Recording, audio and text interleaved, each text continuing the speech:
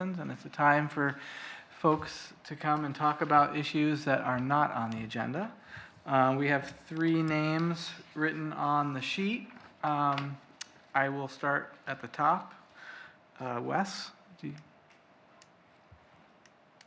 please state your name and city residence.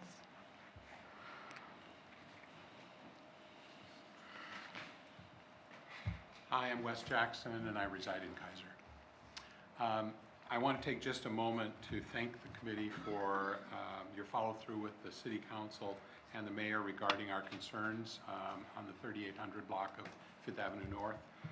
The curbs on the west side of Fifth Avenue North at Honeysuckle North were painted July 24th, very quick turnaround, as well as a 10-foot long curb section on the... Wes, could you bring the microphone a little bit closer to you? Certainly.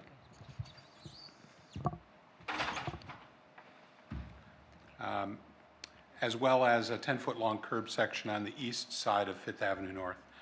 Some drivers are still figuring it out, but most understand the curb painting is indicating no parking and abide by it. We also received extended stationing of the radar speed trailers by Keizer PD. We want to thank them very much. When the trailers are in place, they work for the majority of the drivers, and we appreciate the results. Unfortunately, as this committee is already aware, there are a percentage of drivers that take them as a challenge. Our remaining goals are to calm traffic down on Fifth Avenue North adjacent to the park and the pool, and to provide appropriate ADA access. And we've been working with Carol Dorfler and the West Keizer Neighborhood Association regarding traffic calming, and understand their intention is to bring this issue up to the board in September. Hopefully traffic calming can be in place for summer activities next year. Thank you. Thank you. Okay, next on the list is Doug Parrow.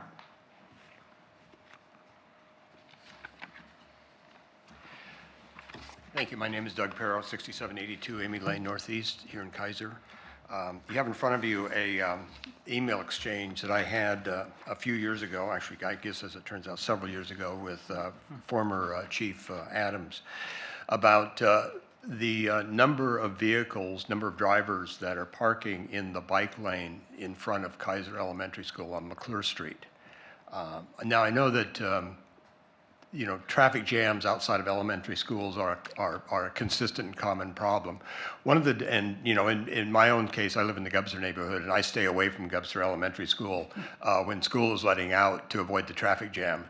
One of the differences, though, with respect to Keizer Elementary School and McClure Street, as compared to Gubser Elementary School, and I believe Cummings Elementary School, is that McClure Street has bike lanes in it. Parking in those bike lanes, as is being done by any number of parents, is illegal. The legislature considered several years ago allowing that parking. They chose not to because in their wisdom they recognized that the availability of those bike lanes are intended to protect the children that could bicycle to the school. According to Chief Adams, Sergeant Wenning was going to address the problem. Frankly, I don't have any particular faith that anything was done at that particular time. I was back there this spring and did observe that, again, the bike lanes were full of parked cars, which is illegal. So I don't know what the solution is. Perhaps education, perhaps putting up no parking signs would help, perhaps painting the curb. I don't know. But in my mind, that is a continuing problem, and I'd hope that at some point somebody can take a look at that and address the issue. Doug, is there space for parking adjacent to the bike lane if the cars wanted to park adjacent to it? No, I doubt it. The McClure Street is fairly narrow. It has bike lanes on either side. Maybe Hirsch can answer the question better than I can. There's no room. It's been a mess there for parking. And as far as on the school property for parking, there is none. I can comment on that one. Okay. So sometimes we have to look at what we call the lesser of evils. And the problem that we have in McClure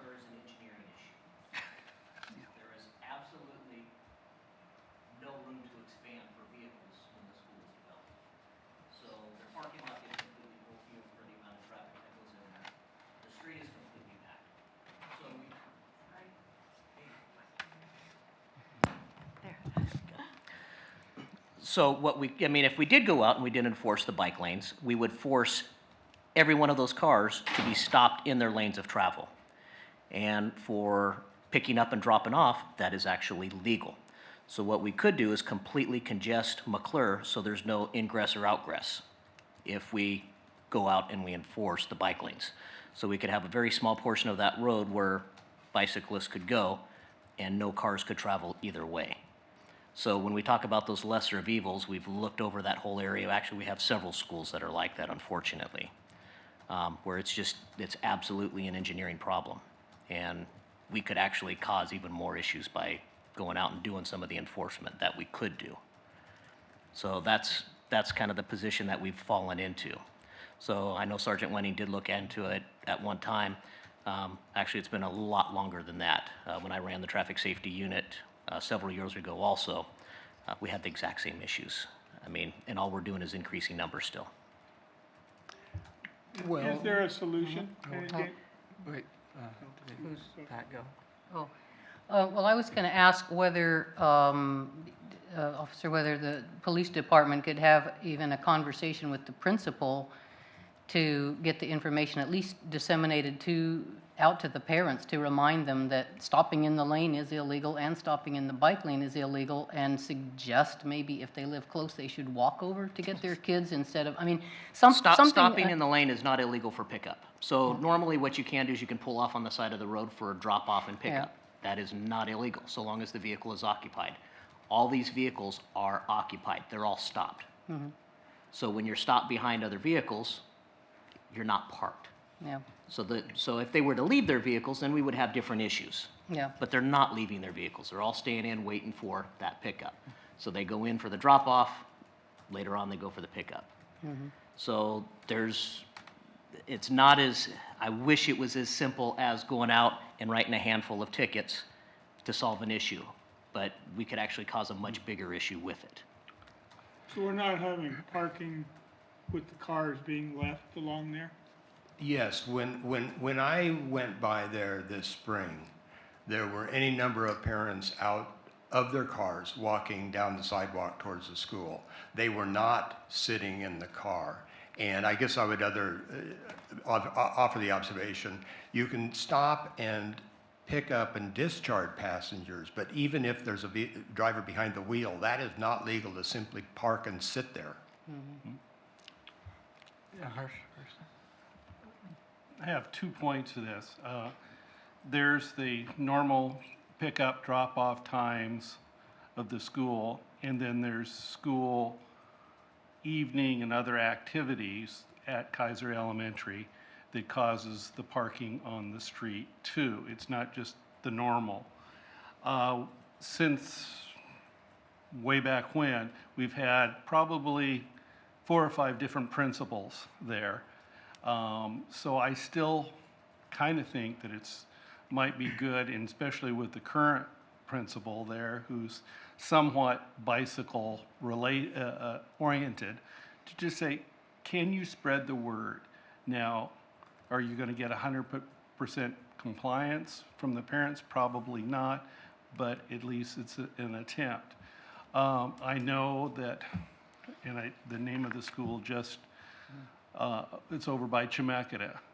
The county did an enforcement of the bike lane, and then the street that school is on is a major thoroughfare. And working with the school principal and stuff, they were able to get parents to, if they were going to be in there, in the bike lane, very short period of time, but it took some work to do, so that's I my would 2 love cents. I would love to see our bicycle safety committee maybe contact the school and see if you could work out a problem. If it's the bike lane, that's the biggest issue for working with it, then you have a very direct goal in mind, specifically for bicycles. And if he's able to come up with some type of solution for their parents with that, that would be wonderful. Doug, do they do that on both sides of the street, or mainly the side with where the school is? You know, I don't recall. I do know definitely the side of the school, the bike lane was packed with parked cars when I went by. It's both sides, yeah. Both sides, yeah. And, you know, maybe we remove the bike lane. At least that would address the question and the issue of illegal parking. You know, it's kind of funny. I would imagine that many of those parents would probably fret about the number of bicyclists who ignore the law and then turn around and park in the bike lane. So you know, I don't know what the solution is, frankly, and I just kind of dump it in your lap. But the problem is that people are illegally parking in a bike lane. Kathy? This is a problem, like you mentioned, around all the schools in town, and probably in the city. Too many people driving their kids to school. And the long-term answer is get kids to walk and bike themselves. And hopefully, with our new Safe Routes to School program and more money for that, gradually more kids will be doing that. So I know that's not a quick Well, fix, but- as I indicated, though, a difference, at least in comparing Gubser Elementary with Keizer Elementary, a difference is that there is a bike lane on McClure. There Yeah. is not one Right. on 14th. Right, that does, yeah. People are not illegally parking outside of Gubser. They're creating a traffic jam, granted, but they're not Yeah. illegally parking. Yeah, and a safety hazard, A safety hazard, yeah, in both cases. right. Yeah. Hirsch? You made a good point about, is there really a need for a bike lane on that short distance, which may not be. When it was built, there wasn't all that development around the school, and it was thought that that was just a direction right there, because my kids were the first kids at Keizer Elementary, where it is on McClure, and it was thought that that would be just a flow off of Lock Haven right in. But ODOT, through their traffic, bikeway, and pedestrian, their educational material recommend children less than 12 years of age use the sidewalk. And if we watch, which I live over that way now, most of the kids are using the sidewalk, even those that are biking. Well, Hirsch, you raise a good point in terms of the bike lane. And you know, the city's transportation system plan is woefully inadequate in terms of thinking about the needs of bicyclists. An example is, you know, they've kind of automatically said, well, we need bike lanes on all arterials. Tepper Lane to the west of the tunnel is designated for bike lanes, which to me just really illustrates the lack of attention in terms of asking what's really needed in terms of bike facilities in the city of Keizer with respect to the transportation system plan. I raised that question back when it was being amended several years ago, and the response was, oh, well, we just automatically put bike lanes, designate all the arterials for bike lanes, obviously without thought as to whether or not they make sense in that situation. I mean, there is a chart that you're probably familiar with in the ODOT design guide that compares the traffic speed and the volume of traffic and so forth, and recommends what, you know, whether bike lanes are recommended to be striped or not. So I mean, if that's what we could look at for that stretch of McClure also to perhaps, you know, look at that argument. Would it be better just to have bicycles share the lanes? I would think that the bigger pressing issue or need for a good protected bike lane would be on Lock Haven as it goes past the high school. If we want to get kids to bike to school, that's where they need to be protected. And yeah, on a somewhat quiet, shorter street like McClure, it probably could be one of those streets that could have the bike lane removed. I don't know if that would be something we'd want to make a motion to. If we want to set a Or- couple of us to go look at it, Yeah, okay. yeah, I could do that. I can work with you Okay. on that. And talk with the principal. I think that'd be great, yeah. Okay, do we need to motion that or just recommend that you do? Is all of you, or Just, Pat and Hirsch, I Herb think. and Pat are going to visit the principal, and the rest of you are gonna go look at the site? I've been, No. I've been by there, I know it, Okay. so. Okay, well, thank you. Thank you for your time. Thanks, Doug. And I do agree about the parking for dropping off and picking up at kids' schools. It's a zoo. Okay, last one on our list, unless anyone else wants to sign who came in, is Carol Dorfler.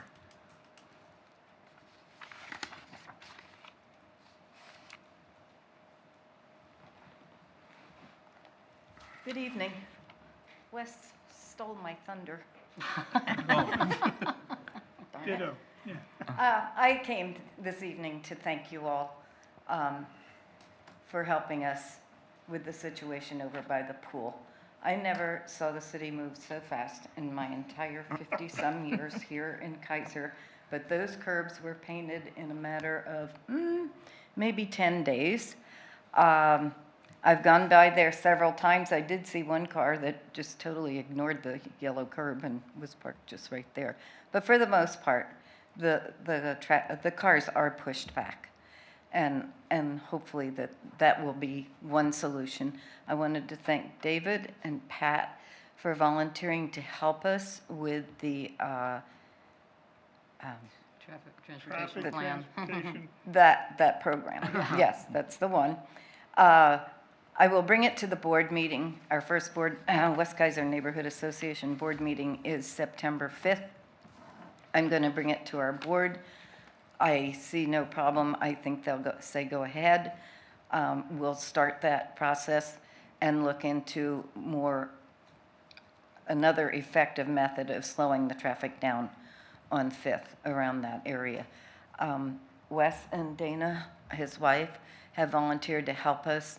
And it's a matter of canvassing the neighborhood and going door to door, knocking, telling people what's going to happen. My plan is for the West Keizer Neighborhood Association to take flyers out and alert the neighbors ahead of time that we will be coming around talking to them about the issue so that they can be prepared for that. So then we can proceed maybe with another solution to the speeding. I'm very interested in your program tonight. You know I live on Shoreline. That is like a major, it's like a mini 205 around River Road, seriously. And especially now that all the work has been occurring and now they're doing the repaving, I hear lots of cars at night that I have never heard before. I mean, it's generally about 10, 11 o'clock, things will settle down on that street, but not so much anymore. And I think it's because people are coming around trying to get away from the paving. But anyway, so that's our plan. Pat and David, I'll be in touch with you after I speak to the board, and I appreciate your offer of help. Thank you again. Okay, we do have one more person who would like to speak. If you could state your name and city of residence. Good evening. I'm Mike Chaffee with the Mid-Willamette Valley Council of Governments, resident of Salem, not of Keizer, but Well, that's okay. I'm here off. In fact, I take my daughter driving in the streets on Shoreline, and because it's safe to drive here. She's 15. She's learning to drive, so. But I can understand Shoreline. It can get busy too. Tonight I'm coming to you just to give you a little update about where we are with the Safe Routes to School program. So about a year ago, we formed a steering committee. Sangster has been on that committee. There's been other people from the school district and the city of Salem and the transportation options program with chariots. Anyway, make a long story short, we have applied for a Safe Routes to School infrastructure grant for a 3-year period. That application went in mid-May. They have an advisory committee that goes in statewide, and they had an advisory committee that reviewed all the applications and came out with their recommendations. And I wasn't at the meeting, but I understand our Salem-Keizer area was highly rated. And so the next step is that application for funds to start a program is going to the Oregon Transportation Safety Committee, and that happens next week. next Wednesday. So I'm crossing my fingers that the committee will provide us the grant, and then we are off and running. So I wanted to come here tonight just to kind of give you an update, at least as far as our work at the Council of Governments to get this program started. We are coordinating with the school district. We have been quite a bit as a co-application between the school district and ourselves. The deputy supervisor, Linda Myers, has been working with us, and I haven't talked to her in the last couple months over the summer, but should we get the grant, which I'm hopeful we will. She is a Keizer resident. And is she a Keizer resident? Yes. Okay. Once we get the grant, then we'll move forward with our plans to identify, we've identified 5 schools to start with in the first year. And we'll have to hire a coordinator. We have a work program. So there's a lot of things that are happening, but obviously a milestone will be knowing next week if we get the grant. And then we can start developing our work program and then search for money to expand the program, because we're only going to maybe do 5 schools in the first year, and then we'll see how much we can expand after the first year. So I just wanted to give you a little update on that, because I know it's a topic of conversation here at the committee, and you may be doing things on your own as well, but we at the Council of Governments are working on this too, and want to make sure we are all on the same page with That everything. is such great news. Yeah. So we'll try to spread the news when we do, if we So- do get the So grant. Mike, first of all, thanks so much for all the work you put into this. It's just great. And would there be any, would it help for us to advocate before the Transportation Safety Committee, or is this all, mean, I doubt it. send them emails or something? You certainly can. It's an open meeting, so you could come in during public comment. I just had there is a meeting, and it has, I don't even see public comment on the agenda. Doug, do they usually have public comment? Yeah, they usually. Okay. So you're welcome to come, I guess. Just look up Oregon Transportation Safety Committee. They post the calendar with an agenda, and I'm looking at the agenda right now. The meeting starts at 9:30, and that item is scheduled for, let's see, I just saw it here, 12:30, and it's a 15-minute item, and it doesn't go into any detail, at least on this agenda, but it says, the recommendation is approval. So I'm usually on these sort of things, an advisory committee has made a recommendation, and then they got to come to the commission to get approval. So if it's only a 15-minute agenda item, my guess is that it'll probably go forward with the committee's approval, but you never know. So You can't count your chickens before they hatch. However, Right. it sounds like we did it. You did it. Thank you. And Linda Myers talked about 2 schools here in Keizer, Kennedy and Cummings. yeah, and I don't think we're going to do both in the first year. Whichever one we can get going. Yeah. Kennedy is up and going right now. After that one event this year with a principal and some other key staff that are so excited about biking, and with the Boys and Girls Club right next door. They've already established a school policy for helmets for kids. If kids aren't riding to school with helmets, that they won't be punished, but they'll get helmets. And very exciting. So one or the other schools would be great. Right, and we'll have to do a lot of coordinating with the Salem Bike Club. We have ideas of bike fleets and et cetera, so. And this committee can help with helmets. Okay. Mike, Terrific. where is that meeting held at?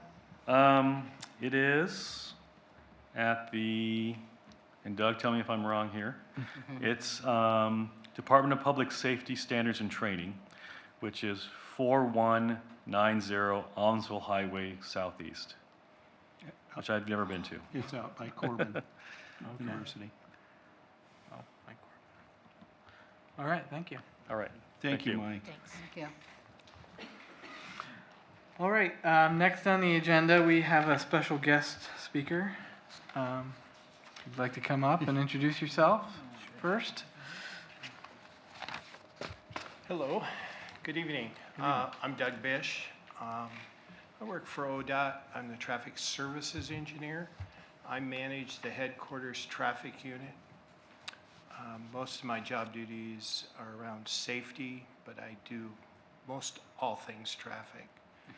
School zones included, speed zones included, those kinds of things.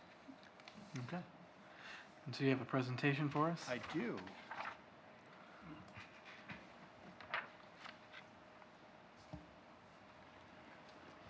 So, do you guys have to turn around to see that presentation, or do you have? That's good. We can see it fine. They could move, you can move down there if you want. I'm gonna turn the lights. I will move to the side. That's about, this is as close as I need to be anyway. Now I can see it. Is that better? Yeah, that's good. Kathy asked me to come give a presentation on what we're doing on speed zones. Could you make sure you're near the microphone? Oh, okay. Kathy asked me to come give a presentation on what we're doing with speed zones. We have a group that was convened of cities and counties and ODOT staff to look at methodologies that we use for speed setting. And we call it the Speed Roundtable. We have quite a few interested parties from all over the state. We have rural, we have urban. We have a lot of issues around how we set speeds. I'll just go into the slideshow and show you how we set speeds currently and how we're thinking about future.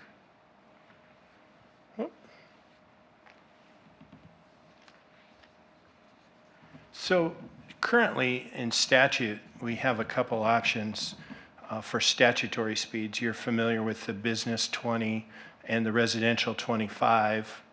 You're probably familiar also that the city of Portland has authority to lower the residential to 20. We also have the statutory 55 and 65 on roadways, and even 70 on some interstates and one state highway now. But that gray area in between, and it's intentionally gray, is where we designate speeds. So every speed zone or every speed limit that you see posted on a sign that's like 30 or 35 has been designated by investigation to be that speed. And so it's important to keep in mind that there's these statutory speeds that we can set. Any jurisdiction can set statutory speeds as long as they meet the definition in statute. And then, but to set these designated speeds, the legislature authorized ODOT to set the methods and methodology for setting designated speeds and only authorized ODOT to set those speeds. So ODOT does a lot of speed zoning around the state on both ODOT facilities and city and county facilities. One of the requirements of the statute is that there's an engineering investigation performed. And the engineering investigation is supposed to take into account the roadway factors and considerations and then come up with a reasonable and safe speed. So they look at roadside character, how many driveways there are. They look at the traffic mix, cars, trucks, how many cars and trucks there are. They look at crash data. They look at driveway spacing, the roadway widths, whether there's bike lanes or not, and what the speeds of the travel are of the motorized vehicles. And that's how they come up with a recommendation for what they are going to set the speed. But they rely heavily on the speed of the motor vehicle. You may have heard about 85th percentile speeds. An easy way to think about that speed is if you collect the speed of 100 cars. the top 15 are thrown out, and that 85th car in order would be the 85th percentile speed. So it's on the higher end of the speed range that you're collecting there. But they also take the crashes and the roadway geometry and context into mind, and sometimes they'll set it lower than that based on those characteristics. We have a little bit more flexibility in urban areas to go 10 below the 85th. And if there's a number of crashes, they can reduce the computed 85th by the number of crashes. So I'm guessing here that operating speeds or the speeds that are set are usually about 5 miles an hour below the 85th, sometimes as much as 7, 8. That's why whenever we go out and measure the operating speeds out there, they're higher than the posted speeds. When we report that the 85th percentile speed is 42 on a road that's set for 35, you pretty much are building that into the system by how we measure the speeds and how we're posting the speeds. Generally in urban areas, we're trying to keep the speeds down and calm the traffic for safety's sake. So that's why they set it lower than the 85th percentile speed. Nationally, most states do the same thing. They use 85th percentile. They take into account other factors. On rural roads, they set them a little closer to the 85th. On urban roads, they set them a little lower than the 85th, about the 50th percentile, or about the middle of the pack. You might have seen in the news that there were a couple things come out about speeds and how speeds are set, and safety agencies calling on lower speeds and to get rid of the 85th percentile. The NTSB stands for National Transportation Safety Board. They called for doing away with the 85th percentile. NCHRP stands for National Cooperative Highway Research Program. These acronyms come after 20 years of looking at them. So. They looked at functional classification and context, and then they're doing a new report, 1776, on best practices for setting speeds. So nationally, that'll be out the end of this year, beginning of next year. TTI stands for Texas Transportation Institute. They do a lot of stuff with speed research. We actually have a renowned professor from Oregon that works for TTI now, Karen Dixon. She's done a lot of research for Oregon DOT. Along with AAA, they both did surveys looking at national practices, best practices. And now the Manual and Uniform Traffic Control Devices, the MUTCD, that's the national manual that's put out by the Federal Highway. They're proposing changes that 85th percentile would be used for rural roads and would not be used for urban, something like that. They would just basically make a recommendation that rural roads be set at 85th percentile speeds. There's some logic behind that, the studies that show that if you set it a speed around 85th percentile, you get less crashes, less collisions, less conflicts if everybody's kind of going the same speed. So that's the reasoning behind setting it at 85th percentile. But in urban areas, that doesn't always make a lot of sense because you have users who, bicycles, pedestrians, that aren't going the 85th percentile speed. And so there's a lot of hazard there. So you have to look at those factors too.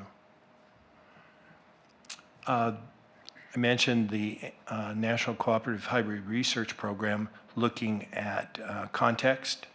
This is what we're thinking of looking at for setting speeds, is look at the context, look at the, especially around urban areas.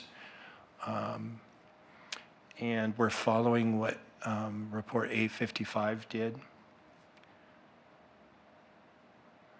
This is what 855 came out with. The darker vehicles, or the darker shaded symbology. So like under rural where the cars are all darker, that means give that higher priority and give less priority to bikes and the peds. But then as you move down to the urban core, you see that the peds are the priority for the urban core. So what this says to us is that you should set speeds more in line for pedestrians in the urban core, and in rural areas set speeds more in line with the cars. And then the urban is just like an urban mix. It's where you have business and residential kind of mixed together, but the density's high. Suburban is where you would have less dense population. Most residential or commercial corridors would be suburban. And then the rural town really refers to small cities or communities that are not incorporated and that are rural towns. Like along our state highway, you'll have a rural town that's not an incorporated city, but looks urban. So for our speed setting process, we really want to focus in on that suburban, urban core and how we should set speeds in those areas. And then in the rural, we're probably still going to use 85th percentile. I'll show you some of that too. And these are the speeds that 855 kind of came out with. I didn't mention before, the roadway is the functional class. All roadways in Oregon are functionally classed, either arterial or collector. And if they're not functionally classed arterial or collector, then they're local. And it's not local agency roads, it's local functional class. So the arterial is like the main street, like River Road might be an arterial, and then your collectors might be like Chemawa and Lock Haven that go into the arterial. That's kind of the definition. The arterial is the main drag or the main roadway with the heavy traffic, and then the collector feeds the arterial, and then the local roads are like the residential roads and streets. So I mentioned 1776 and how they're working on guidance for establishing speeds. This says the final report is due in 2019. They've delayed it a couple times because they're working on trying to incorporate good guidance.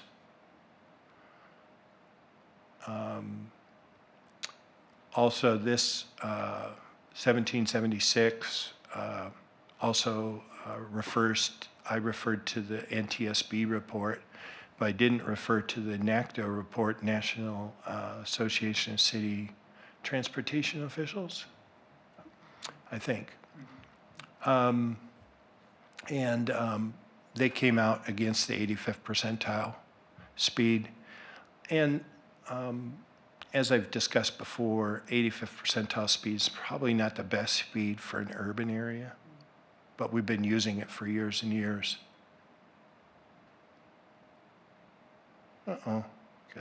There it goes. And 1776 is kind of building on what they did in the 855 study for context, and then looking at the relationship between speed and crashes.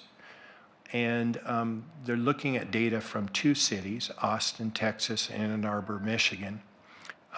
Both cities have a lot of data about how they set speeds and how what the speeds are, what the operating speeds are, and what the crashes are. So it's a good sampling of data that we can use to kind of figure out how higher speeds influence crashes and how lower speeds might reduce crashes.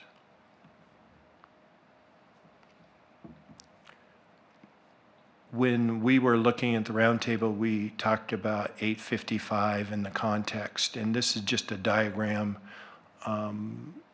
of the different contexts that you'll find. The urban core is just like a central business district, and urban is more the urban mix before you get out to the suburban where the commercial centers are, or maybe where there's suburban residential in a bigger city.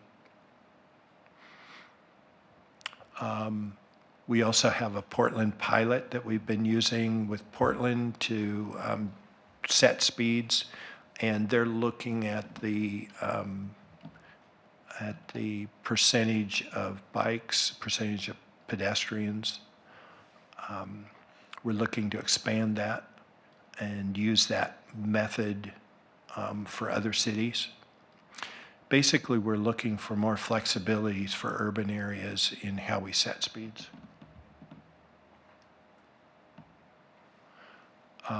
Some other things that the roundtable came up with was publish better guidance on setting design speeds. So the designs speeds that designers use, how can we set speeds that would be more in line with the community desire rather than setting them on higher speed limits to make it safer. We might set them lower speed limits to make it more livable and more safer for other users, multimodal users. Other things include what elements of the roadway design help with slowing drivers, and clarify that agencies have responsibility for including those kinds of elements in the street design. And provide assistance to smaller agencies that may not have that expertise, but we can help through other programs. And one of the things was providing outreach on the process and how we set speeds, so people didn't just say, oh, well, ODOT sets everything to 85th. We take 85th into consideration, but we usually set it lower than the 85th. But how do we talk about that, and how do we set speeds? So those are some of the things that the roundtable came up with. One thing we were asked to do was go to our Transportation Commission, the OTC, and ask for permission to look into modifying our administrative rules on how we set speeds. We want to bring in the national experts from Texas Transportation Institute and tell us what they saw and share with us what their insights are, and go through a rulemaking process. And that's where we're heading now. We have the roundtable. We started meeting in February of this year. We hope to have the national experts. It's already next month. Huh. Yeah. Wow, that snuck up on me. And we hope to have a draft rule out to the public in September. We have that draft rule. It's a draft of the draft rule. We have to go through our advisory committee, and they have to approve the draft rule before we put it out to the public. But it's really a public document. Anything we work on is a public document. So we start that rulemaking process, and if you're familiar at all with the rulemaking process, it takes 6 to 9 months to go through. We file it with the Secretary of State. It has a 45 days legislature to comment. We go out to public process where public can comment on it. It goes to small businesses. We do a fiscal analysis of the bill and what the impacts are. If all that goes well, we have public meetings or a public meeting. And I would anticipate sometime early to mid 2020, we'd have a new rule, a new process that we could use. So here's the proposed target posted speeds, is how I phrase that. And as you can see, the roadway class is down the left column, and the context is across the top.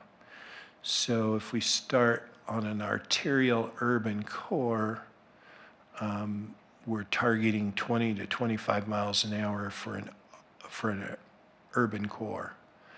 And if you think about the statutory speed, most of those urban core are going to be 20 miles an hour.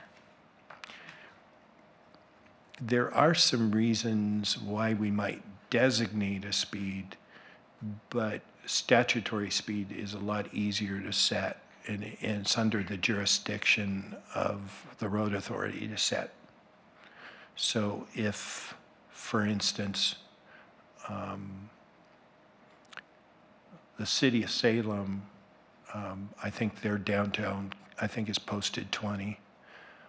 It is statutorily a 20. You'd think of those taller high-rise buildings with very little setback, with lots of pedestrians and lots of signalized intersections. You'd set those at 20. Another area where it might be set to 20 that we might be familiar with is like Sisters, is 20. So there's a lot of difference between downtown Salem and Sisters, but they both meet the business district definition for statutory. So that's kind of your range, if you will. These are designated speeds, and I want to try to distinguish that from statutory speeds in that these are what we would designate, and statutory is what the road authority can set. So if, for instance, if you had a residential, that wouldn't be here because you could set it to 25. The city of Keizer could set a residential street that's a collector or local, not an arterial, to 25. So again, I'm trying to come up with a reasonable explanation of why you might want to designate an urban core 25, but I can't come up with one, except that maybe you have more separation, you have good pedestrian facilities, you might want a little bit higher speed on there. Most of the time, if it were me, I would statutorily post at 20 and be done with it. Urban mix, 25 to 30 on the higher class roads, and then 25 on the local. Suburban, commercial, residential, that would be like a Lancaster River Road, Liberty Road out south, no higher than 35. And I'm sure that there's some 40s sprinkled around Salem. I don't know what your river road is out here. Is that 30 or 35?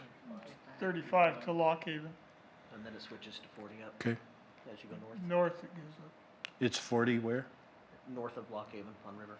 And that's within the city limits? Yes. So this would try to bring that down. This would Well, Wheatland's 40, and it's a collector's, is it? Yeah, Collector Street. And it's 40 from, Full duration. to the intersection, the first start of Wheatland Road, yeah. The suburban and the urban in this matrix would be within the city limits. The suburban fringe could be within the city limits or just outside the city limits. So you see that we wouldn't want, with this matrix, we would try to bring the speeds down to lower than 40 within any urban area in Oregon, which would not include like expressways. So you might be thinking about the parkway. This excludes the expressways or freeways. So that's a big change right there. I'm just kind of staying right there and kind of making it known that it is a big change because we do have a lot of roadways within urban areas that are 40, 45. So, Doug, what does more than one F and A in 3 years? What does that mean? fatal or serious injury. Oh. And what's P or B facilities? Pardon? Less than 50% of P or B facilities? Just- That was a proposal that if the roadway had ped or bike facilities and had less than 50%, Oh, okay. I don't think that made it into the draft rule. Okay. I'll talk about that wording at the bottom. An alternative to this target posted speed or these ranges within urban areas is to use the 50th percentile speed, which is generally 5 to 7 miles an hour below the 85th. And this is what's coming out of the national research is they're saying use 50th percentile. Doug, what do the research show in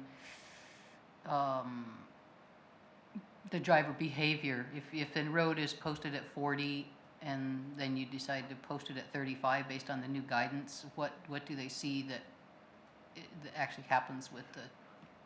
Well, with the if speed nothing action? changes, the posted speed changes the actual operating speeds 1 to 2 miles an hour. So if like a 5 mile an hour drop in the posted would change the actual by 1 or 2? Yeah. Is that? A small, a 5 mile an hour change results in a very small difference in actual operating speeds. If our police force, for whatever reason, we hired a lot of extra people or something and enforced the speed limit. I know not that they're not doing a good job now, but really enforced it so that we don't allow the 15 percenters, the 10 percenters. I don't know how we do that, but it's just if that happened, that would change all your statistics, wouldn't it? If for some reason or other, we were able to catch all the speeders while you were measuring our average speed, it would affect the whole thing. But the speed limit. You're Yes, saying if we it wrote would. for 42 miles an hour in a 40 zone, that would change the statistics? And which- they were really efficient at it. Well, it would change the The speed statistics limit in that area. probably for a short-term gain. But when are you measuring this percentile so that you can get the 85th percentile? What day did you do that on? We try to do it on typical days. Well, I know, but which So- year? Which year? I mean, you can't do it, you couldn't do it in Keizer 2 or 3 times a year. I don't think, maybe you could, but, if you treated the whole state at that level of attention. Yeah, How often would you get to Keizer if on an average year, average decade? to measure Yeah, speeds? yeah. Well, we have tools now where we can measure speeds. We have Bluetooth probe vehicles where we can measure speeds on just about any roadway from third-party data. So we can know what the speeds are just about any major road, And you can do it quickly.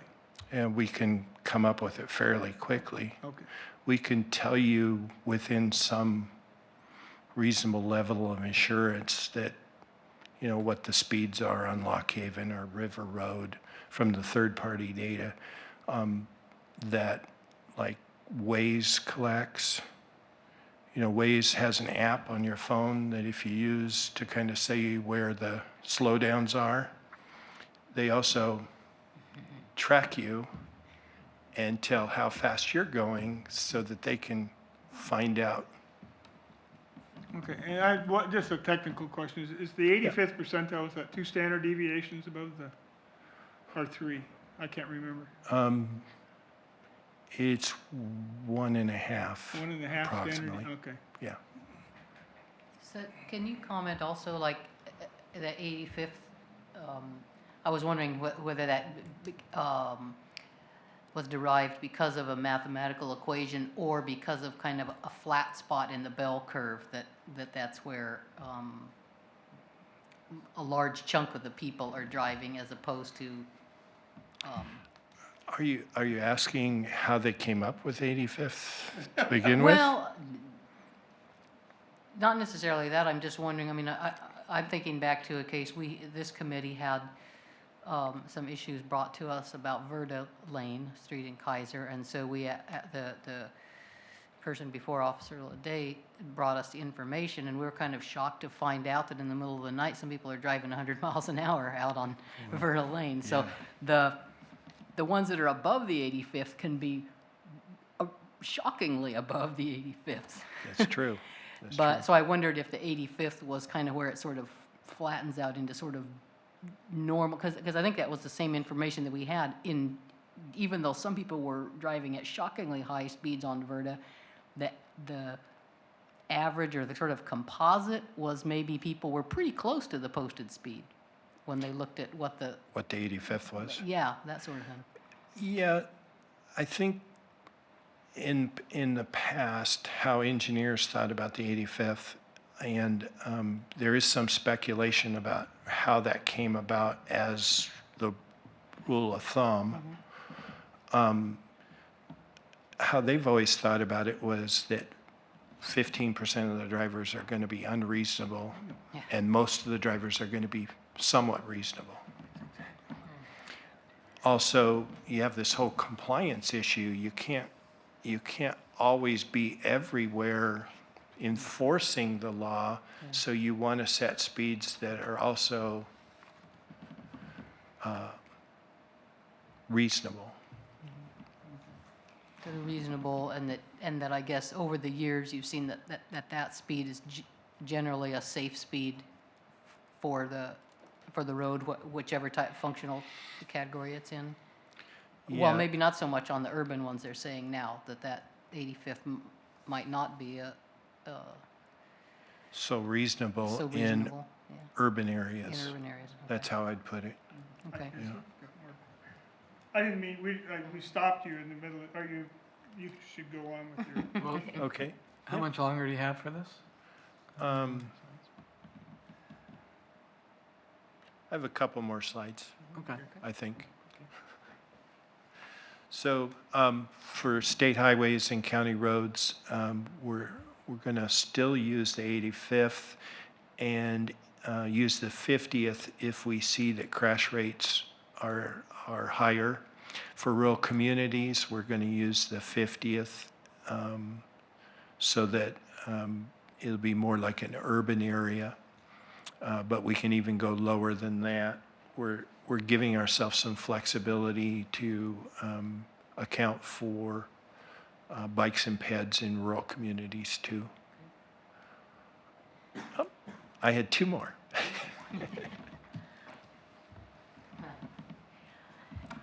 Thanks for coming, Doug. I should have You're welcome. prefaced your, before you came up here to say, I heard Doug at a couple of other meetings, and this committee is always dealing with traffic speed issues, and so I thought it was really appropriate, and it was very helpful, I think. Thank you. And so the new rule, that would, do I understand right, that it would lower a lot of the designated speeds that ODOT designates?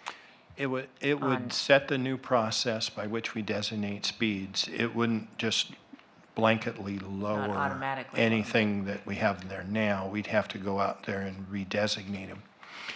What we're looking at also is a way to give some ability for local jurisdictions to do a quick report and set the speeds themselves, or send us an investigation so we can do a speed zone order. At the last legislative season, we didn't get the authority to give delegation to cities and counties.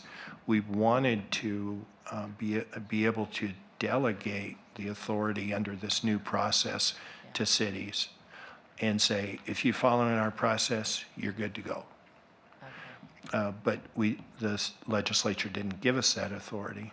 So, But you'll make it a little bit easier for local jurisdictions to. yeah, so we're going to set up this new process, try it out. And then if the legislature feels some confidence in what we're doing and the cities say, yeah, this is working, then I think we'll get the legislature to go, okay. Doesn't the city, excuse me, doesn't the city specify the arterials, minor arterials, feeder street, what those streets are going to be? Which ones? Well, those are federal functional classes. So we So don't have there's- any choice in, You do. yeah. I think you can apply. You can have so many arterials and so many collectors and the rest are local. So you can't just Yeah, right. make everything local or everything arterial. I think you can make a certain percentage. Well, you also talked about design, and design is a function of intelligence and money. Correct. Money is political. Yeah. Am I correct on that assumption? So otherwise, the city council can decide not to improve a street or to improve it, either one. And that would determine whether or not it was arterial or not. Yeah. And since most of our pedestrians and bicycle fatalities and serious injuries occur on arterials, it's probably good to try to invest money on arterials. So you were talking about design and all. So and the functional class, if you have something that would be considered, it wasn't suburban fringe. It was between urban mix and Suburban? was that just straight Yes. suburban? Yeah. And you said that River Road would classify as suburban. Probably, yeah. So if It might be an urban mix in places too, Yeah. yeah. So if a city, like Keizer's in the process of doing, is looking at increasing density along that road, does that automatically change that classification? You know, I know you've got your arterial collectors. The context or Yeah. the classification? I guess the context. The context will change with density, yes. Yeah, and so that would allow the city to change the speed limit. Yes. Does it allow, is the city allowed to do that preemptively? So, you know, something like River Road is not gonna turn overnight into completely urban mix. Right. Preemptively, probably not. But as you start to make that transition, probably there would be some point in time when it would qualify for a lower context with lower speeds, if that's what you're asking. Yeah, I was just trying to see if the city wants, I mean, you've got your design standards that will affect the character of the street and the speed limits, but then you've got your posted speed limit, which does also signal to the drivers how fast they can drive.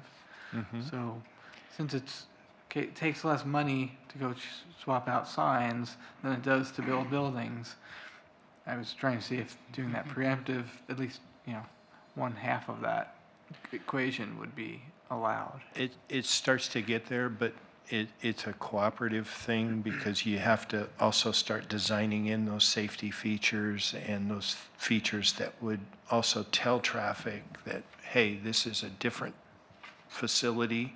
Now you need to slow down and be more careful. And you mean, like, not necessarily the building characters, but you're talking about traffic calming? I'm talking about things maybe like curb bulb outs or pedestrian islands or things that would kind of create a feel of friction for the motorists so they'd feel like, okay, this is a little different. Right. Okay. Do we have any other questions? I really appreciate you coming tonight. Yeah. I have this more has been really information than I nice. can deal with now. So we can keep track of the process though, on the website, I presume, ODOT's. Yeah. What do we look for on ODOT's site? Speed zoning. Okay, Next week, we have a meeting with the Speed Zone Review Panel. And they're going to look over the rule and tell us whether we can move forward as it is or whether we have to bring it back. okay, That's what I anticipate. okay, great. One question. Are trucks a separate entity with cars? Or are they just considered in bulk? Same? We measure them as their own entity, but they're all kind of lumped together. Occasionally, we have a truck speed limit, which is usually ignored, and a car speed limit. Yep. But most, once you get off the freeway, I haven't seen any, they're all the same, right? Semi could do 30. In eastern, if you refer to the picture up there, they're putting it up on a state highway in eastern Oregon that the legislature raised the speed on, and they made a truck differential speed on those. But we don't have a differential speed on River Road. Nope. Semis can go 35 and so can cars. Yes. Is that ever considered different? I mean, in my mind, driving a semi at 35 miles an hour down River Road is a totally different ballgame than driving a car down a highway. But we don't make any we don't differentiate. I haven't heard of anybody considering it for a 35. No, I was Because then on some of these roads, if you set the truck speed different, the car gets behind the truck and can't go the car speed, so. That's one of the difficulties with some of the eastern Oregon highways where you have 2-lane highways, 1 lane in each direction, and you've got a differential. Unless the truck goes faster than their speed. Don't even talk about that. Happened last night, so it's Okay. chased So, down the mountain. who's on the rack? Can you describe the? On the Speed Zone Review Panel, there's a person from Oregon State Police, a person from the Safety Committee. There's a city rep and a county rep and an ODOT rep. So city, county, ODOT, safety, and enforcement. So no non-affiliated or affiliated with an outside. It's supposed to be Non-governmental. kind of like a third-party panel of experts. So That- it's kind of makes decisions. If we ever want to set a speed of 35 and the city comes back and says, no, we want it 30, there's an appeal process that you go through to this panel, and then they make the final decision. In this case, they're acting as our rural advisory committee because they would have to follow, well, they don't have to follow those rules.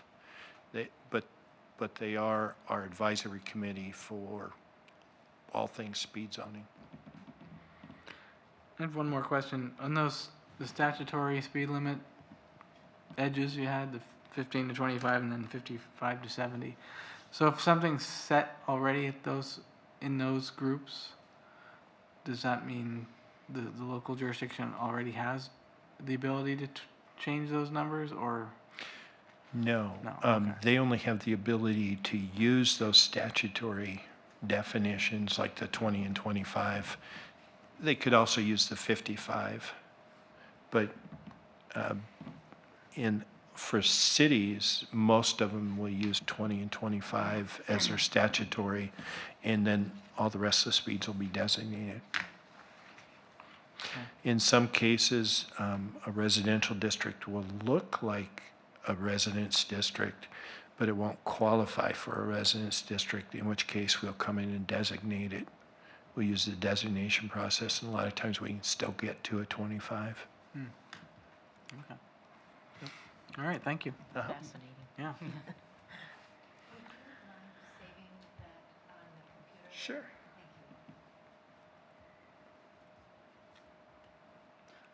Well, I was, in preparation for tonight's meeting, I was thinking maybe we could have some type of motion that we would recommend to the city that upon the rules getting changed, that the city council preemptively approve a review of some of the speed limits within the city. Anyone have feelings about that? Well, I think we have, as a committee, based on data that we've got collected over the years and the deaths and everything and the accidents, River Road clearly is one we have to at least look at, whether we change or not, but I think it needs to be looked at. So would it be, But I don't know Wise. about right, the whole city. or at 'cause- least the arterials? Yeah, So review, have this recommendation where the city council would look at the arterial speed limits when the rules are adopted, or after the rules are adopted. If the rules are adopted. Well, if and when the rules are adopted. So Sort you- of, For the sort of arterial. yeah, for the front arterials. loading, you know, that Those way are the we ones get that most likely qualify for a change. get the city on the record, I So- suppose, as wanting to. We're not very big. Let's like, you're talking about the only, what arterial is River Road and Lock Haven? Right. Jerry? Verda, is Verda a No, collector? it's a, what? That's, yeah, What about Cherry? Yeah. and I'm not sure what Chemawa West should be an arterial, but Chemawa East would be what? I think it's still a Feeder? collector, if I remember correctly. Yeah. I'm just saying, when you talk about doing this, I'm trying, how many streets are we talking about? Well, you got Verda, you got Wheatland, River Road, Lock Haven, Chemawa, every signal down River Road, Dearborn.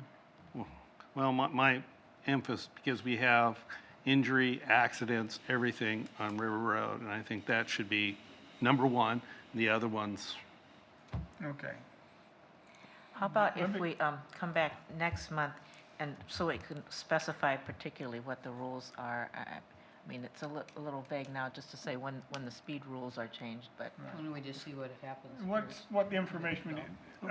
maybe that's. Officer, are you sergeant? Okay, sergeant. Oh, it's okay.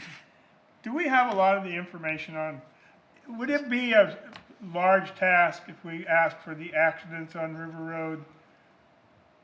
I don't know, what do you want, talk about the last 5 years or something? I wouldn't go past that. Is that easily accessible, or are we making I don't want to give you, I know you guys are busy, so I hate to ask for insurmountable. But I for mean, if what the council purpose? asked us for a complete review of it, I mean, with their approval, we could do staff time for that. It's not something where I can just click one button and pull up that kind of data. Okay, Can it be done? Absolutely, it okay, can so be. you would need to be directed by the city By the council. yes. Okay. Not the student council. Whatever. I worked in schools all that long. Okay, I just checking. I don't Okay. wanna, Well, all right, then, I guess next next meeting we'll, decide. yeah, we will decide. I mean, I could tell you fairly easy how many fatals we've had. But then you'd have to start breaking everything down to get more data as far as information Yeah. goes. But if But- you just want to know how many we have, then that's easily accessible. Yeah. That's- But all our fatals have been on River Road. They have been. Yeah. But speed really And I hasn't can been tell the you that- issue on them. I'm sure there's probably a lot of Yeah, near, that would be it. Okay, Yes, but anyway, we know where that Location, information cause, is. yeah. Okay, okay, We'll revisit this next. yes, next week. Agenda next all right, week, month. next month, Next month. September. September, yeah. Okay, well, that concludes the guest speaker, and if any of you would like to stay, you're more than welcome. If you need to go home, we understand. Thank you again. Yeah, thank you. Appreciate it. Yeah. All right, so let's move back to the agenda. Project reports, going down the line, I will start with Pat. Okay. For the Parkway Path signage, I did check in with Jenna Berman at the ODOT Region 2 Active Transportation Liaison again, and she's, you know, we had the Okay. comment expressed from Mike from Public Works last time that the city attorney is determined that the city staff would not be allowed to perform any work for maintenance or installation of those signs. But Jenna at ODOT, she is kind of involved with this issue with several different cities, and she's also kind of reviewing the intergovernmental agreements between ODOT and local governments that are in place, various parts around the state, to see where there are agreements that have local staff working on what is an ODOT facility. So she's going to be sending me some information on that, which I can don't have yet. The other part of it is that she is trying to make progress in figuring out at least how ODOT could design and install the signs. So she seemed optimistic that that part of it could be done without cost to Keizer, because she's pursuing that same type of thing in some other places. But we just need to sort out the ongoing maintenance aspect of it.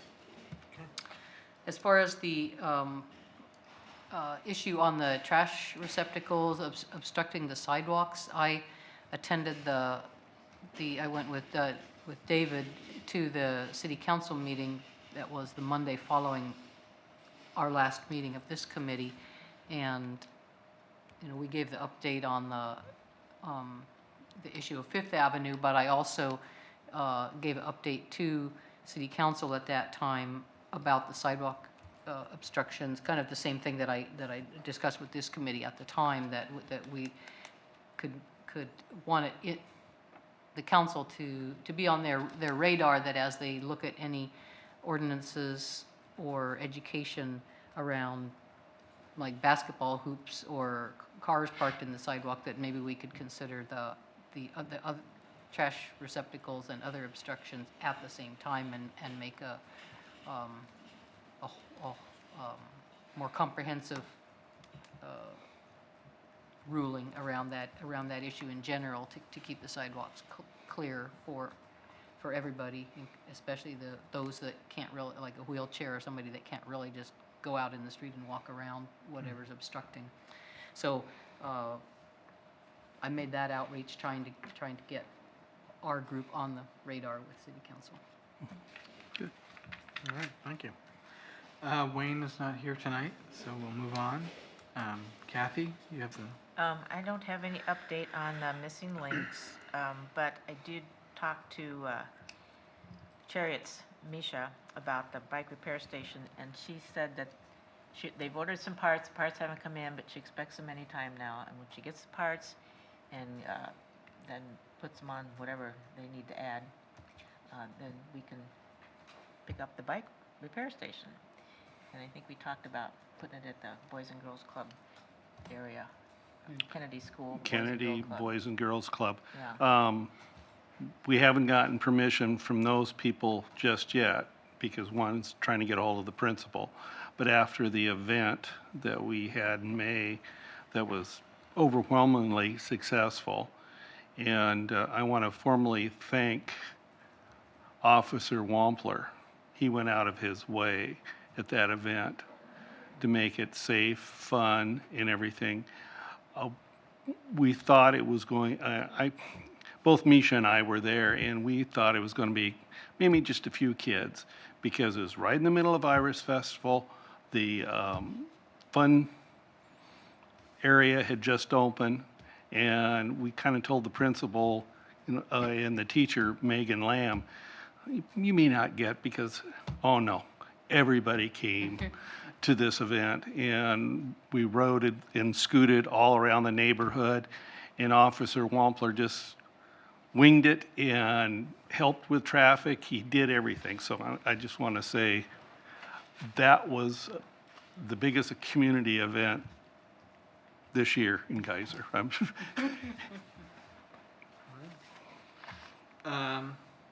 Next one would be you and I still. Actually, tonight's presentation was a Yeah. little bit along those lines, a little Yeah. bit It was a good, Very good good. coverage. Yeah. alternative. There's more, of course, to NACDO than just the speed limits, but Yeah. we'll get to that. Joe is not here. If I may, Yeah. Mr. Chair, I got an email from Joe. He's going to be absent tonight, but he's actually moving out of the area, so he tendered his resignation. I'll start recruiting for the vacancy next month. All right. That's too bad. Thank you. I had seen a for sale sign by his house. Okay, and finally, Hirsch, do you have anything else? For the bike-friendly businesses, I had was invited to a long-range planning meeting for Travel Salem, and was able to get bike recreation and competitive cycling on their radar for their planning and for recruiting. There is a possibility of getting a national cycling race in the Salem area, like we had about 20 years ago. So that's Olympic level deals. So a little bit of bike-friendly stuff that way. And on the McNary bike rack, everything's still on hold because they're doing the major project, but the principal has assured me that we'll come back to it once that's solved and have it. I've talked with Michael Shields, who's the facilities director, and once the building is in the traffic flow, then we'll get the bike rack project going, and we'll go ahead and start seeking some public funds for that. But we'll utilize the CTEC Center's bike rack design. All right, thank you. Committee member input? Do we have any? We did a bike skills event with Trip Choice Tuesday night, National Night Out at the Salem Public Housing Authority's Parkway Apartments. And we had a couple hundred kids and families there. It's really good food. And the Salem police were there, and we did our normal of having information on bike safety. Misha from Trip Choice had helmets for the Salem kids, and we did fitting for that. And then we had them run through a bike skills fair course and stuff. So we did that last Tuesday night. I have a question for our liaison. Which police or Police. city council? Chemawa Road, at Shoreline and Windsor Island. as you turn off of Windsor Island or Shoreline, there is a sign on the eastbound that says no truck traffic on Chamawa. Okay? There is none on down by River Road in Chamawa.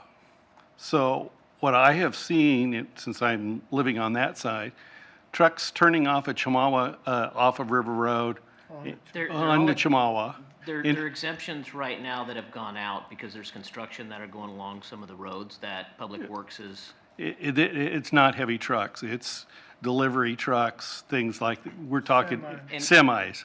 Those are exempt if they're picking up and are making a delivery in a residential area. So if they have a laden with a delivery, that would exempt them. Okay, because they're probably going to the the neighborhood grocery store, and we're talking big trucks. Oh, Cisco's goes Yeah. Yeah, very doubtful those are making a home delivery. Well, they might, you never know. There's a lot of Amazon stuff. Also, the Peach of a Century, Salem Bicycle Club ride is August 25th, Sunday. Sunday, starting at Chemacada Community College, heading out to Jefferson, Staten, Sublimity, Silverton, Mount Angel, and back. How much? 100 miles. How much? $45. Okay, there we go. Yeah, $45 pre-registration. This year, we're getting help. The Jefferson Parks and Recreation swim team is going to be working at Jefferson for us to do the handing out of the cookies and stuff. And at Staten, it will be Harrod Elementary School teachers. They're all doing this as a fundraiser. And the bike club will be giving them X amount of cash for their activities this year. That's it for me. I'll make this quick. I went with Pat to the city council meeting on the 15th of July. We presented the two motions we had made. The first motion to paint the curbs and the 3 curbs passed, and apparently it was done very rapidly, much to their appreciation. With the second issue regarding installing a flag system to help crossing the street, we're asking for $150 to do that. We got turned down. On the 27th, and I can't remember the name of it, the police department, 5K, is it Pursuit The Run? 5K pursuit. Okay, we were there, we had a booth there for handing out flyers and information and fitting helmets, and that went okay. Wasn't real busy, but it's a nice day. You know, we gave out a couple helmets. Yeah, a few. On same day as the Peach of the Century ride, August 25th, the Lakeside Church is having their Serve Fest. If you're not familiar with it, it's a huge event. They've been collecting clothes, and have you ever been there? No? Oh, they've been collecting clothes, household goods, stuff like, to give away. It's not, and all these people come in, it was for low-income people, and I'm not sure the system, they have a system, you get tokens or chits or something, and you can go, you're allowed so many outfits for your kids, like 10 t-shirts, 10, whatever. And they have hairdressers, people doing hair and nails and makeup. And Dental. There'll be dental, there's two this year. Yeah. And bike repair, we'll be there. The church bought 30 helmets? 60 helmets. $300. 300? For 60 helmets from us, and so, well, some of us will be, I'll be there, and I got my daughter to come, and I know Hirsch is busy, and Joe quit, he was going to come, but he's not gonna be here, so if any of you could make it, let me know. I could probably round up a couple more kids or somebody to help me, but, anyway, that is a big event. Oh, there's bounce house and free lunch and free pop and kinds of school supplies. Each kid gets a Good great music. big bag of school supplies for free. Good music. Mm-hmm. So it's like a I'm not I don't even know what denomination that church is, but it's from what I can see, it's non-denominational. Served, and there's hundreds of people show up, so it's kind of a neat deal. I also, because of that, we're giving away a bunch of helmets, or selling a bunch of helmets. I'd like to make it, and I'm gonna make it as a motion, so it's on paper anyway. I need, money to buy need to spend about $500 to $600 for new helmets. We need to buy another order of helmets to replace the ones we're selling. Okay, I need to use up our resources, and we have the money, so I make a motion that we spend up to $500 on new helmets. I second that and add that, And I got the bike. the bike club's willing to give, I just talked to the president. I was gonna make that application. Yeah, and they'll give some money, and is there any way the, police association get a couple $100 for helmets? You can absolutely chat with them. We're not part of the association as far as sergeants or above. Yeah. So, Oh. but that's something definitely that you could chat with them. Who would Officer who would- DeMarco is their association president right now. DeMarco? Mhm. Okay. We'll write that down. Okay, so we have a motion to To- purchase 500 additional. About $500 Worth worth. of helmets. $500 worth of helmets, and we have a second. Do we have the money? Yes. And Yeah. we- Okay. But this would keep it going for. The No, next event, because we'll be pretty depleted after this event. And we have a tentative commitment for Kennedy Elementary that because of their policy of kids will have helmets, that will cover. Yeah. We'll get them We're gonna helmets. back them up. Okay, so we have a motion and a second. So all in favor of spending an additional $500 on bike helmets, say aye. Aye. And putting out grant requests for, We're gonna make a grant could request to recover part of Salem it. Bicycle Club for some assistance for Yeah. helmets. Okay. Does That's more, has anybody got a problem with that? No, I don't, that is. We're just gonna that's ask them for irrelevant, some yeah. money. Okay. Yeah, you can go beg all you want. I will go big. Okay, so any opposed? Any abstentions? Seeing none, it passed unanimously. Okay, anyone else? I have a few things. I would announce there's going to be two different meetings of ODOT advisory committees next week. I will not be able to attend, but for those of you that may be available, on Monday, August 12th, is a meeting from 1 to 4 p.m. at the main ODOT building downtown. It has to do with the Connect Oregon rules for the committee that does the bicycle and pedestrian and multimodal representation into the Connect Oregon process. So if anyone interested in that one. Where is that? At the ODOT building on the Down 12th. there on 13th? or- on The Capitol Mall? Capitol Oh. Street. It's not out there by the airport. No, no. Okay. Capitol. Yeah. ODOT is all over the Over the place. place. They are. This is at the ODOT mothership building. The mothership. And good. on Wednesday, the 14th, the Oregon Bicycle and Pedestrian Advisory Committee will be meeting at the ODOT Region 1 building in Portland. Some of the things on their agenda are a couple of different ADA issues and also talking about bicycle and pedestrian, how they're affected by some of the new technologies like self-driving cars and some other things. So those are two things that'll be on that, and that runs from 9:30 to 3:30 on next Wednesday. Some other follow-up, we mentioned, on the sidewalk obstruction issue, I guess I mentioned that I did go to city council. I have not yet contacted the Chamber of Commerce, which was suggested that I do last time, so I need to do that and see if we can get that issue onto a community meeting in the future. Another program, I mean, River Road has been a high priority for this committee, and we know that there's work being done there to repave it this summer.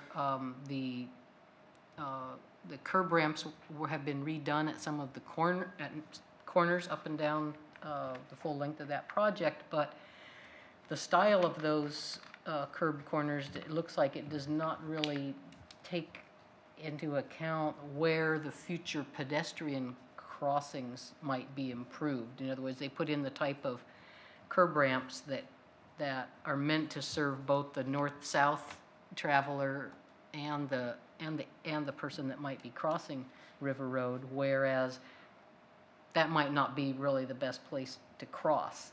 And so I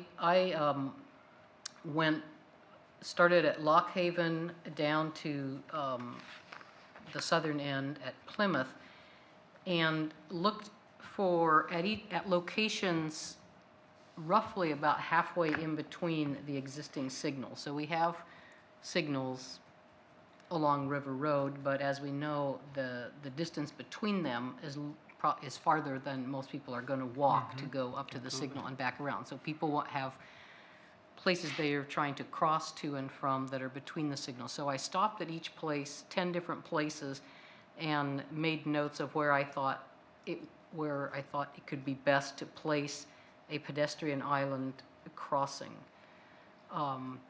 So I have my notes on that, but I guess Public Works isn't here, but I need to kind of know the next step, whether that would be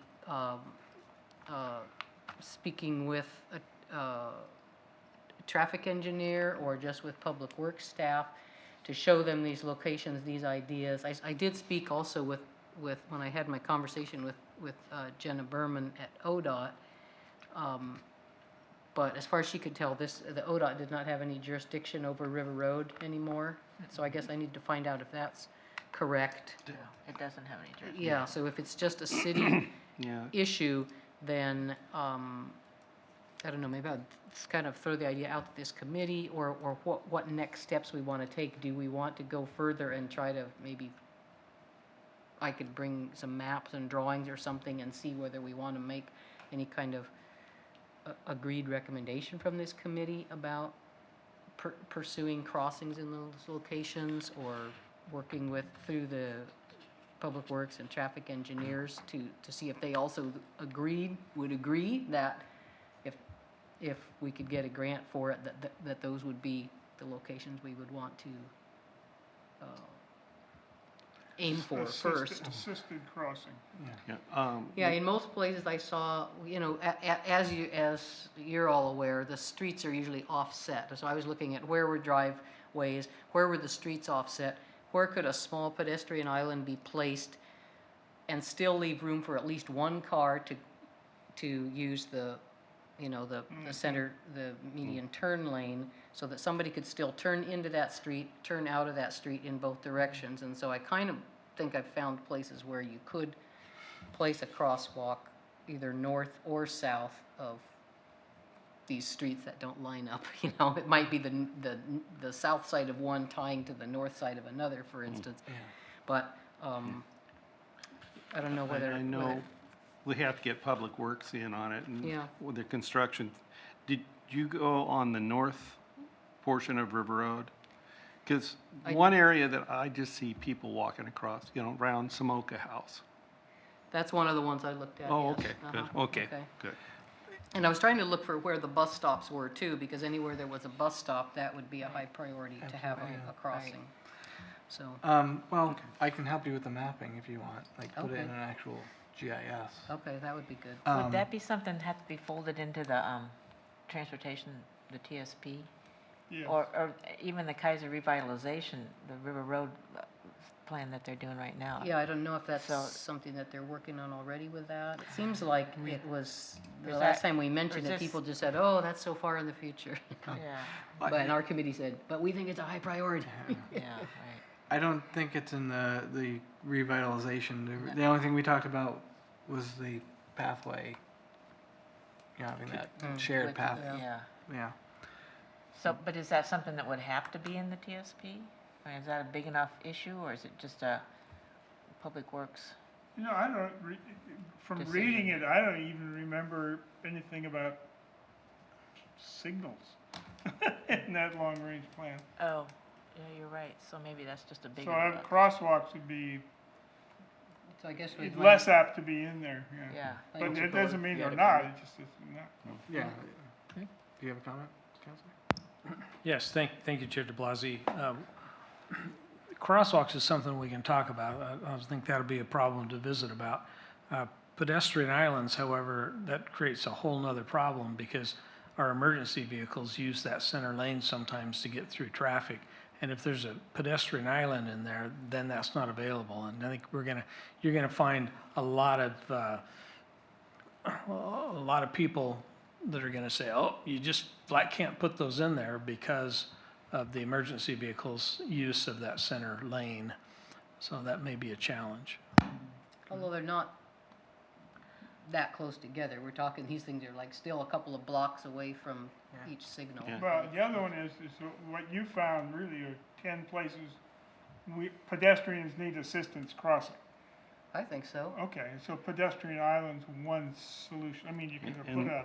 You could stop- just put it, Could have put a signal in, I mean, not a signal, Yeah. you could But you you could, could stripe a but- crosswalk, or you could stripe a crosswalk, give them a no refuge, or you could stripe a crosswalk and give them a raised Right. refuge. You would there- definitely there want are- to consult with Public Works and their engineering programs, Yeah. because Yeah. what we don't want to do is give a safe place of refuge that's really not safe. Right. And so there's more than just, this looks like a good spot. I mean, there's studies that ODOT, or not ODOT, but Public Works would certainly have to do I think for every that's the- location. So they would be the definitely a start. start. Okay, Start with where you need. But the mapping we could have to present to them, yes.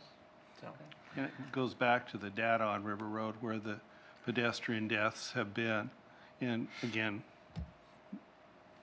the cause, was it really a need for a protection or was it human nature? Somebody doing 95 down River Road.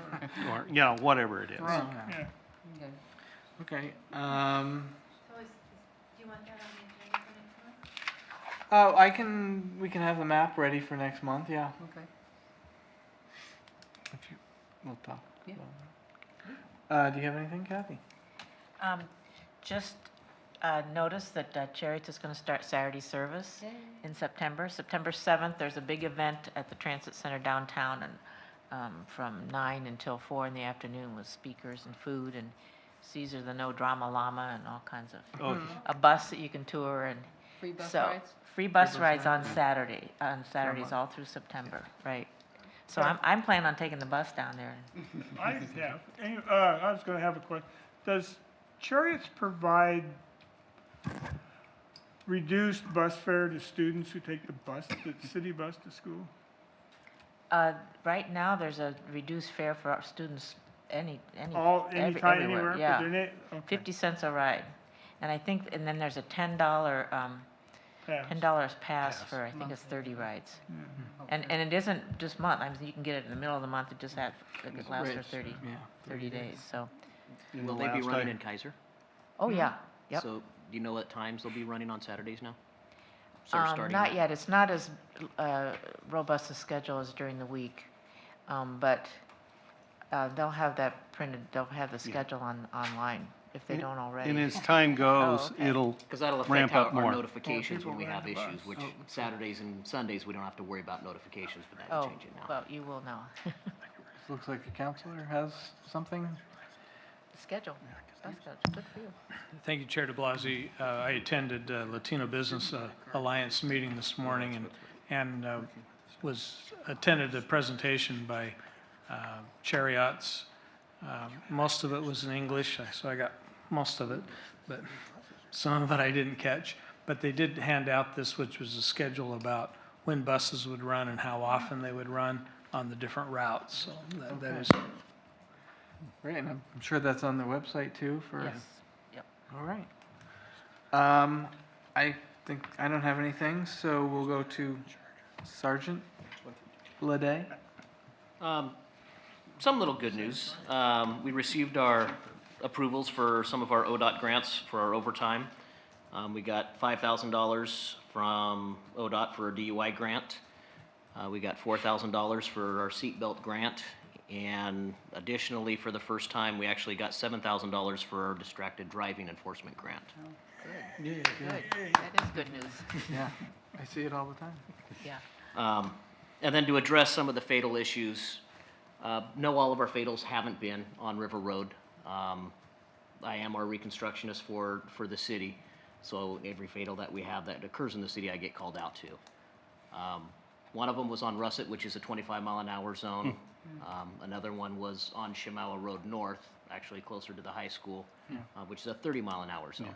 So our 35 on River Road isn't just the only one we have fatals on. There's, what I can say though, as far as the investigations go, speed has not been a primary cause of those crashes. Councilor Kohler? Thank you, Chair de Blasi. Just a couple of things. First, I want to express appreciation for all the parties involved in the attempts to slow down traffic around the pool. We were able to get the curbs painted quickly, and Public Works, again, thank you for the work that they did with that. That was good. And for you guys coming to the chamber meeting and presenting that made a lot of difference too. So thank you for doing that. And then we've been talking a little bit about the paving on River Road. They promised us, or they've told us that that'll be done by the end of this week. I wouldn't bet on it, but that's what they've told us, and we'll see. And also the 14th and Lock Haven, the addition of the turn-only lane there. We've been promised that will be completed and done and functional prior to school start. So we'll see. Okay. And I'm sorry if I didn't see you trying to talk before. Debbie, next time, I'm going to do like Gary does and sit on the end, one of the ends, just so I can see everybody. I'll just throw things at you next year. Or get an air horn. All right, well, that. Oh. Mr. Chair, I have a report from Mike Griffin. Oh, He said, please inform the committee that the request for the yellow curbing on Hollyhock and Fifth was completed last week. Of course, you already know that. And also the River Road paving job was bumped up 1 week and is starting this coming Monday evening, August 5th. That's why he's not here. He is working the night shift for that. okay. Well, thank you. And thank him. Thank him for getting the project going. Okay, well, looks like we're at the end of the agenda. Our next meeting will be September 12th. Look forward to seeing you all, and I will close this meeting. I don't know what.